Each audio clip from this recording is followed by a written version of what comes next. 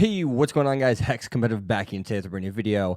And man, Rented Girlfriend already teasing with this season 2 stuff, maybe. Or at least discussing it, as they have Mami actually kind of breaking the fourth wall and discussing it with us. It's almost over. The season's about to end. Do I need to get more episodes? And then Mizuharu responds, no, that costs a lot of money.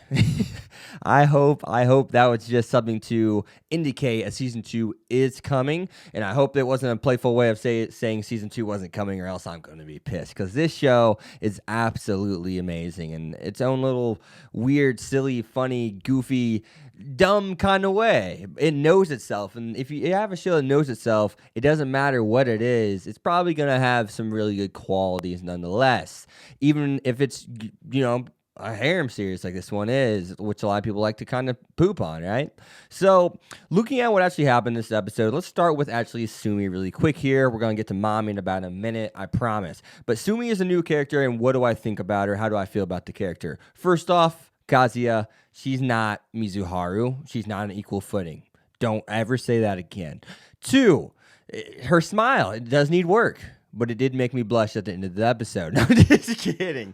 But in all seriousness, looking at what's going on with her character, she's a character that, she's simplistic. She's doing this to, get better, right? She's trying to learn how to socialize with people. She's trying to learn how to be a part of, human society and to actually talk to someone that's not Mizuharu. And I understand that. I respect that. And that makes sense. Originally, this is what I thought was good for Kazuya. He's going to start dating Mizuharu or renting her, you know what I'm saying. And he's going to develop and learn how to talk to people more. And you can notice that the guy has developed. He has learned how to talk to people more. He wouldn't be able to talk to Sumi before. I mean, the fact that he's able to go on this date with Sumi and actually help her develop as a person was nonetheless just something that I didn't expect coming until I saw what the show was trying to do with the character around episode 2 or 3.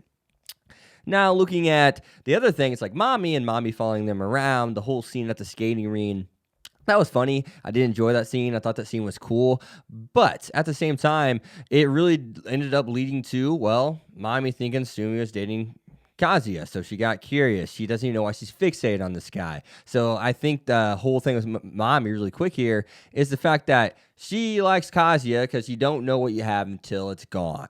And I think she probably screwed up, and she liked him for what he was. But you even get, she even kind of exposed herself saying, I just wanted him because it's convenience, right? He is into me. He's gonna be easy to win over, was basically kind of what she's kind of saying. And now she doesn't even know why she's fixated on him, which means she fell for who he is, just for who he is. But now she's just being a really kind of cruddy person because she no longer has what she once, had, right? She can't reobtain what she once already obtained. And now that she's let it go, she's like, holy crap. Maybe I'm subconscious to the fact. I don't acknowledge it, but I know why. I'm just not kind of really, poking the bear in waking myself up to, a revelation of why I actually like this guy for who he is. That's where she's really at. She's likes him for who he is. She's not self-acknowledging it. She knows it deep down, I'm sure, right? But she's not truly acknowledging why she likes this guy. And at the same time, looks as if, Mami is someone who is kind of maybe inexperienced too to dating, and she just has a really outgoing personality. I'm not sure. I don't know enough about her yet. But looking at what's going on here, here's where things get interesting, right?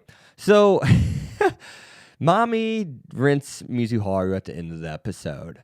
Now she knows not only that Sumi, after looking her up, was a rented girlfriend. Now she knows that Mizuharu is someone who's actually about to be quitting being a rented girlfriend. If she would have quit just a little bit sooner, she wouldn't have been able to find out that Mizuharu was a rented girlfriend. Here's the thing where things get weird, and me and Mami's probably really going to get pissed off. It's going to be the fact that, yes, Kazuya did rent her, and you can say whatever you want to, however you want.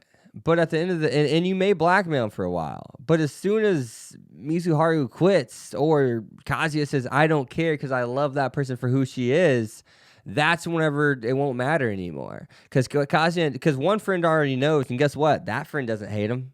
Kuribayashi doesn't dislike Kazuya. He's still best friends with them.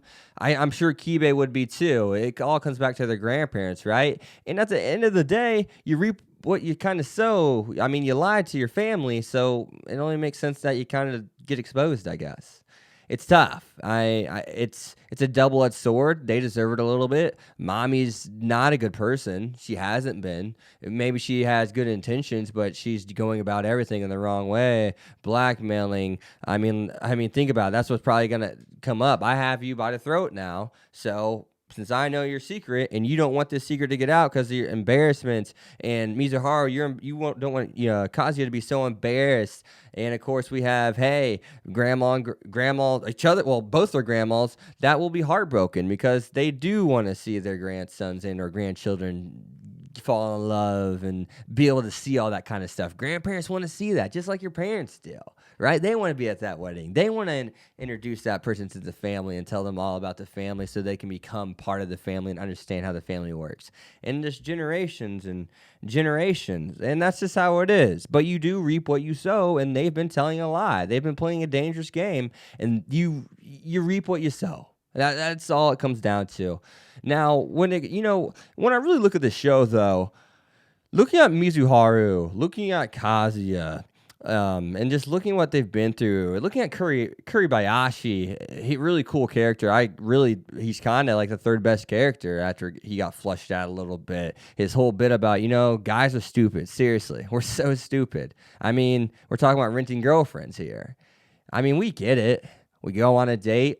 We pay for one, we go on a date, and that's that. But when it comes to the girl as gorgeous as you are and with a personality like you, we fall for you. We fall for you every time. And that's true. And Kazuya did that. And love makes you blind. Sometimes it makes you blind to what you're falling in love with because what you're falling in love with is an illusion. Or other times it makes the things around you turn to an illusion. It makes your moral compass turn to an illusion. It makes it so you just don't see things for what they are as easily as you used to, even though they're right in front of you, because you want to preserve something. You want to keep going on dates, right? You want to keep grandma and grandpa happy, right? Maybe you're Mizuharu. Maybe you kind of are starting to like a guy, right? Kuribayashi, once again, let me quote. Mizuharu, to pick off where we left off with our last conversation. A rented girlfriend would never actually fall for a client, though, right? And she said, I don't think so. But then she did that flashback of Kazuya and how Kazuya's being genuine and doing this date with Kuribayashi and exposing himself willingly. She felt that. She saw genuineness. She saw someone that you belong with. And more importantly, what she really saw was someone that she can belong with. And her response, I guess, but, I mean, who knows? And then Kuribayashi responds with, of course, what? No way. Are you kidding? There's no way, right? I mean, of course, I'm paraphrasing slightly, but that's love makes you blind. Sometimes it gets you in trouble. Sometimes it makes the romantic aspect of your relationship all that more incredible, even through the trash, even through the lying, even through the immoral way of handling things. And that's where they are. I think it's a beautiful romance story about people acting inexperienced, people acting stupid, someone being more experienced and or grown up mentally than the other person, but yet the other person's so genuine, so real, how can you pass up the opportunity?